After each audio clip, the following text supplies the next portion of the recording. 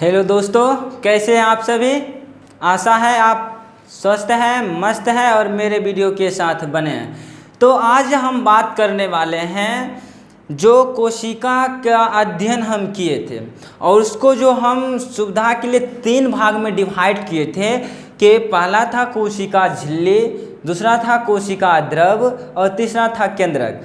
तो कोशिका झिल्ली यानी कि सेल मेम्ब्रेन, इसके बारे में हम बतलाए हुए हैं। उसके बाद जो है कोशिका द्रव के बारे में भी बतलाएं कि कोशिका द्रव क्या होती है। कोशिका द्रव के अंदर जितने भी कोशिकांग था यानी कि छोटी छोटी जो रचना था, जैसे कि lysosome, ribosome, Golgi body, mitochondria, ER, ये सब जो है जो कोशिका द्रव में पाया जाता था, उसके बारे में हम पूरे अच्छे डिटेल से अच्छे तरीके से समझाएं हैं। ठीक है, तो जो वीडियो नहीं देखे हैं प्लेलिस्ट में जाकर देख सकते हैं। आज हम जो बात करने वाले हैं केंद्रक, जो कोशिका का एक महत्वपूर्ण इम्पोर्टेंट पार्ट है। ठीक है, तो आज हम केंद्रक के रचना के बारे में जानेंगे। केंद्रक क्या होता है, केंद्रक के अंदर कौन कौन सी रचना होती है, उसके बाद केंद्रक का काम क्या है, तो हम जानते हैं। चलो केंद्रक के बारे में, इससे पहले कि केंद्रक के बारे में सबसे पहले बार किसने बताए थे, तो हम आपको बतलाए हुए हैं कि सबसे पहले बार जो 1831 ईस्वी में एक वैज्ञानिक था, कौन, रॉबर्ट ब्राउन। क्या था? Robert brown. उन्होंने क्या बतलाए थे, तो उन्होंने बतलाए थे कि कोशिका के अंदर, ठीक है, कोशिका के अंदर एक जो होता है गोलाकार रचना होती है जिसे केंद्रक कहते हैं। ठीक है, जिसे क्या कहते हैं? केंद्रक। तो ये किसने बतलाए थे? तो रॉबर्ट ब्राउन 1831 ईस्वी में। अब जो है रॉबर्ट ब्राउन ने केंद्रक के बारे में बतलाए थे कि गोलाकार रचना होता है, उसको केंद्रक बोल दिए। ठीक है, अब ये केंद्रक जो होता है, ये केंद्रक का जो फिगर है, इसमें जो है क्या क्या होता है, तो देखो केंद्रक के अंदर जो होता है क्या क्या होता है, तो केंद्रक झिल्ली होता है, केंद्रक द्रव्य होता है, क्रोमेटिन जालिका होता है, केंद्रक होता है। देखो यहाँ पर भी है, ये क्या है? केंद्रक। ठीक है, अब इस केंद्रक को ध्यान से देखो, ये जो है ये जो घिरा हुआ है डबल झिल्ली से, कहेगा केंद्रक कितने झिल्ली से होता है घिरा हुआ? डबल झिल्ली, यानी कि दोहरी झिल्ली रचना होती है। अब जो ये जो रचना है इसमें कितने हैं झिल्ली? 2। उसके बाद देखो इसमें क्या है, तो ये क्या है? द्रव। अब देखो द्रव, इससे पहले कोशिका द्रव के बारे में बतलाए थे क्या, तो ये कोशिका झिल्ली था और ये केंद्रक था। इनके बीच में जो द्रव भरा था उसको बोलते थे साइटोप्लाज्म। क्या बोलते थे? साइटोप्लाज्म। उसी तरह साइटोप्लाज्म की तरह ही इस केंद्रक में क्या होता है? द्रव। देखो तो उसको बोलते थे न्यूक्लियोप्लाज्म। यहाँ देखो न्यूक्लियोप्लाज्म है। उसके बाद जो है इसके अंदर भी एक गोलाकार रचना है जिसको केंद्रिका न्यूक्लियोलस कहते हैं। अब देखो यहाँ पर इस सब जो रचना हम लिख दिए हैं, एक एक करके इसके बारे में जानते हैं। देखो क्या होता है, कहेगा कि केंद्रक झिल्ली क्या होता है। ठीक है, तो फिगर से देखो कि केंद्रक, ये जो है केंद्रक है, तो केंद्रक के चारों ओर क्या होता है? एक डबल झिल्ली रचना होता है जिसको बोलते हैं केंद्रक झिल्ली, या इसी को बोलते हैं केंद्रकीय आवरण, या इसी को इंग्लिश में कहते हैं न्यूक्लियस मेम्ब्रेन या न्यूक्लियस इनवेलप। ठीक है, देखो यहाँ पर जो होता है, अब ये केंद्रक झिल्ली का काम क्या है, तो देखो इसका फिगर जो है ध्यान से देखो। यहाँ पर ही मान लो ये केंद्रक है, ये क्या है? झिल्ली, कोशिका झिल्ली, सेल मेम्ब्रेन। ठीक है, तो जैसे कि ये हुआ सेल मेम्ब्रेन, हुआ केंद्रक, इनके बीच जो द्रव है इसको बोले थे साइटोप्लाज्म। उसी तरह से केंद्रक के अंदर जो ये झिल्ली है क्या करता है, इस कोशिका द्रव से केंद्रक के अंदर जितने भी ये रचनाएं हैं उसको अलग रखता है। कहेगा कि केंद्रक के अंदर जितने भी रचनाएं हैं, जैसे कि केंद्रक द्रव हो गया, इसका इसमें क्रोमेटिन जालिका है, ये सब का अलग कौन करता है? तो इस सब का जो अलग है साइटोप्लाज्म से, इसका ये मेम्ब्रेन करता है। यानी कि अब ये दो तरह मेम्ब्रेन से घिरा है। तो बाहर वाले सबसे जो मेम्ब्रेन है इसको बोलते हैं आउटर मेम्ब्रेन। क्या बोलते हैं? आउटर। आउटर मतलब होता है बाहर। तो केंद्रक के बाहर जो झिल्ली है उसको बोलते हैं आउटर मेम्ब्रेन या बाहरी केंद्रक झिल्ली। अब देखो इसके अंदर जो है एक और झिल्ली है घिरा हुआ, उसको बोलते हैं क्या? Inner membrane. क्या बोलते हैं? इनर मेम्ब्रेन, या हिंदी में इसको बोलते हैं आंतरिक केंद्रकीय झिल्ली। ठीक है। अब जो होता है कि यहाँ से आपको क्वेश्चन पूछ सकता है, इसमें भी न्यूक्लियोप्लाज्म है, उधर जो है कोशिका के केंद्रक के बाहर यहाँ साइटोप्लाज्म था। तो इस दोनों का मिलन किसके द्वारा होता है? कि केंद्रक से जो होता है द्रव वो कोशिका यहाँ केंद्रक है तो केंद्रक के अंदर द्रव, तो केंद्रक से क्या है? कोशिका द्रव में, और कोशिका द्रव से केंद्रक के अंदर। ये कैसे चलाता है? तो यहाँ देखो, यहाँ पर एक रचना है। क्या है? रचना, जिसको बोलते हैं छिद्र, यानी कि इसको इंग्लिश में पोर कहते हैं। तो ये क्या होता है? तो केंद्रक के चारों ओर क्या होता है ना, बहुत पतली महीन झिल्ली होता है, यानी कि छिद्र होता है। अब वो छिद्र को हम पोर कहते हैं इंग्लिश में। अब ये कितना छोटा होता है? तो देखो 10 से 15 नैनोमीटर। आप लोग पढ़े होंगे कि 1 नैनोमीटर बराबर कितना होता है? 10⁻⁻9 मीटर। ठीक है, ये 1 नैनोमीटर बराबर होता है। तो आप सोच सकते हो कि यह 10 से 15 नैनोमीटर कितना छोटा हो सकता है। तो ये छिद्र के द्वारा क्या होता है कि यहाँ का जो न्यूक्लियोप्लाज्म है वो साइटोप्लाज्म में क्या होता है? मिलते रहता है। अब ये मिलते क्यों रहता है? तो जो यहाँ का जो इम्पोर्टेंट पदार्थ है और जो कोशिका द्रव, यानी कि यहाँ पर कोशिका द्रव के जो अंदर इम्पोर्टेंट पदार्थ है वो एक दूसरे से क्या होते रहता है? एक्सचेंज होते रहता है। ठीक है। अब जो है हम जानते हैं अगले, यानी कि केंद्रक द्रव। अब ये केंद्रक द्रव को इंग्लिश में कहते हैं न्यूक्लियोप्लाज्म। क्या कहते हैं? न्यूक्लियोप्लाज्म। अब ये न्यूक्लियोप्लाज्म होता क्या है? तो जिस तरह से साइटोप्लाज्म होता है उसी तरह से क्या होता है? केंद्रक के अंदर, किसके अंदर? केंद्रक के अंदर ये सारे क्या है? ये द्रव है। ठीक है। इस द्रव को बोलते हैं क्या? न्यूक्लियोप्लाज्म। क्या कहते हैं? न्यूक्लियोप्लाज्म।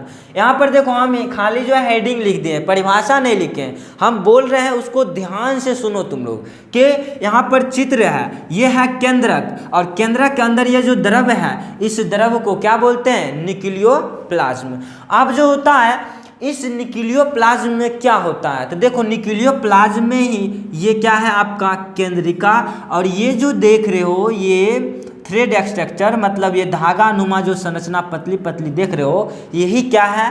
क्रोमेटिन जालिका। क्या है? क्रोमेटिन जालिका। अब देखो यहाँ पर क्रोमेटिन जालिका आगे पढ़ेंगे। तो क्या है क्रोमेटिन जालिका? कहते किसको है? तो देखो इसके अंदर, यानी कि केंद्रक द्रव, यहाँ पर क्या बोले हैं? न्यूक्लियोप्लाज्म। तो न्यूक्लियोप्लाज्म के अंदर एक धागे नुमा संरचनाएं होती है। देख लो, धागे नुमा संरचना है, एक जालबद्ध संरचना है। जाल मतलब होता है कि जिस तरह से देखे होंगे कि मकड़ी जाल बनाता, किस तरह से घेरा लगाया जाता कि एक के तंतु के ऊपर दूसरे तंतु, उसी तरह से यहाँ पर देखो ये धागा नुमा जो संरचना है इसको क्या बोलते हैं? क्रोमेटिन जालिका। क्या बोलते हैं? क्रोमेटिन जालिका।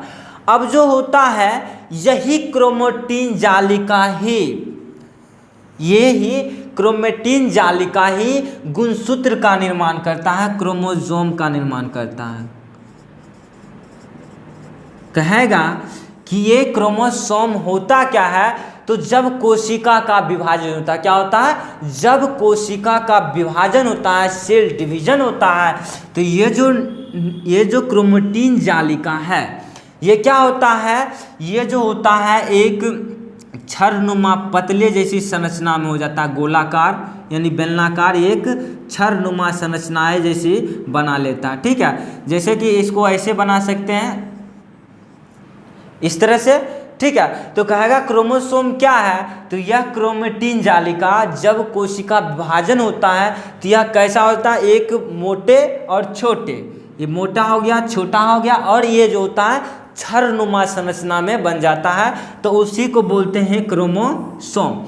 अब ये क्रोमेटिन जालिका में क्या क्या होता है? ठीक है, तो क्रोमेटिन जालिका में डीएनए होता है, आरएनए होता है।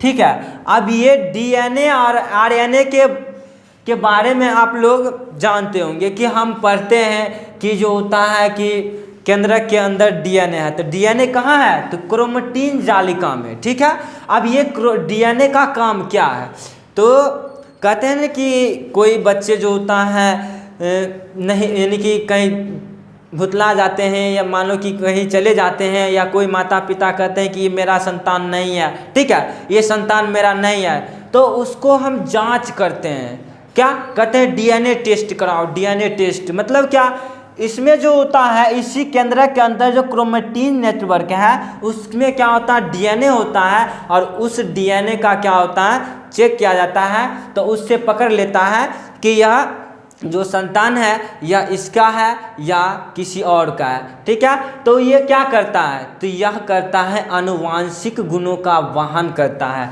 ठीक है, तो ये डीएनए यानी कि क्रोमोसोम ही ना, क्रोमोसोम ही ना क्या करता है, आपके जो किसी में क्रोमोसोम जो होता है, क्रोमोसोम की संख्या जैसे कि आप लोग बच्चे में पढ़े, मनुष्य में कितना होता है, तो 23 जोड़े यानी कि 46 में। अब ये क्रोमोसोम कहाँ से बना, तो क्रोमेटिन नेटवर्क से। अब इसमें क्या रहता है, तो डीएनए होता है, और आप लोग पढ़ते होंगे कि डीएनए के क्रियात्मक खंड को क्या कहते हैं, जीन। क्या कहते हैं, जीन। और यहाँ से दो ऑब्जेक्टिव बनता है कि अनुवांशिक पदार्थ किसको कहते हैं, तो अनुवांशिक पदार्थ डीएनए होता है। आपको क्वेश्चन करेगा कि अनुवांशिक पदार्थ क्या होता है, तो अनुवांशिक पदार्थ डीएनए होता है। और अनुवांशिक इकाई यूनिट, अनुवांशिक इकाई किसको कहते हैं, तो होता है जीन। क्या होता है, जीन। और यही जीन जो होता है अनुवांशिक गुणों का वहन करता है, जिससे क्या होता है, माता पिता का गुण बच्चे में ट्रांसफर होते हैं।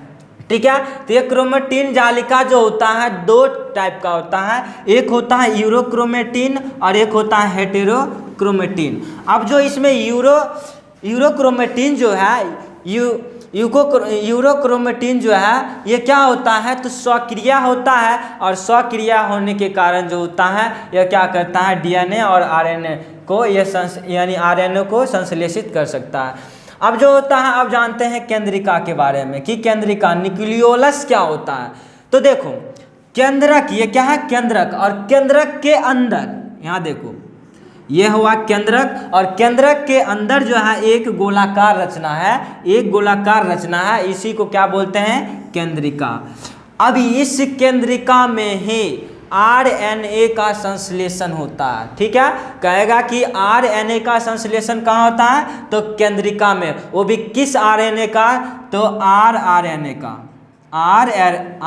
आरएनए का। ठीक है, कहेगा कि केंद्रिका का काम क्या है, तो केंद्रिका का जो होता है, केंद्रिका का काम हो गया आरएनए का, यानी राइबोन्यूक्लिक एसिड। ठीक है, राइबोसोमल, आर से होता है राइबोसोमल, ये जो होता है आरएनए का निर्माण करता है। ठीक है, तो ये था कि केंद्रक की संरचना के बारे में। ठीक है, अब केंद्रक का काम भी आप इससे ही जान गए कि पहला जो होता है केंद्रक का काम होता है सुरक्षा प्रदान करना, और कोशिका विभाजन में, सेल डिवीजन में क्या करता है कि केंद्रक मदद करता है। तो काम में पूछेगा तो केंद्रक का काम क्या है, तो पहला काम हो गया यह सेल डिवीजन में मदद करेगा। दूसरा काम हो जाएगा इसका कि यह जो होता है अनुवांशिक पदार्थों का वहन करता है। अनुवांशिक पदार्थ करने का मतलब जो माता पिता का गुण होता है वो बच्चों में देता है। ये किसने बताया था, तो आपको इस पिछले वीडियो में आपको हम बतलाए हैं कि केंद्रक जो होता है वंशानुगति में भाग लेता है, और उसके बारे में जो होता है किसने बतलाए थे,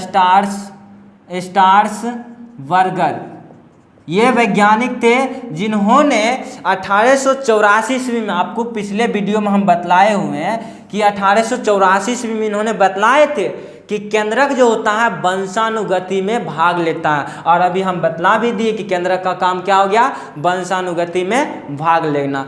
उसके बाद केंद्रक का काम होता है कि कोशिका में जितने भी क्रियाएं हो रहा है, मेटाबॉलिज्म यानी कि जैव अनुक्रिया बोल सकते हैं, या शरीर के अंदर जितने भी क्रियाएं हैं वो सबका जो कंट्रोल करने का काम करता है वो कौन काम करता है, केंद्रक ही काम करता है। ठीक है, अब ये केंद्रक का काम हो गया, तो केंद्रिका का भी काम जान लो। तो केंद्रिका का काम अभी तुरंत बताना है। तो केंद्रिका क्या होता है, तो केंद्रक के अंदर एक गोलाकार रचना है जिसको केंद्रक कहते हैं, केंद्रिका कहते हैं। अब इस केंद्रिका का काम क्या हुआ, तो केंद्रिका का काम हो गया आरएनए का संश्लेषण करना। ठीक है, तो आशा करते हैं आप लोग इस केंद्रक के बारे में बहुत अच्छे तरह से समझ गए होंगे। अगर कहीं दिक्कत है, समझ में नहीं आए या हम आपको नहीं समझा पाए हैं, तो ज़रूर कमेंट में लिखना कि ये टॉपिक हम नहीं समझे, तो हम फिर से उसको समझाने की प्रयास करेंगे। तो इसी वीडियो के साथ अंत करते हैं आज का क्लास। मिलते हैं अगले क्लास में किसी अच्छे टॉपिक के साथ। तब तक के लिए जय हिंद।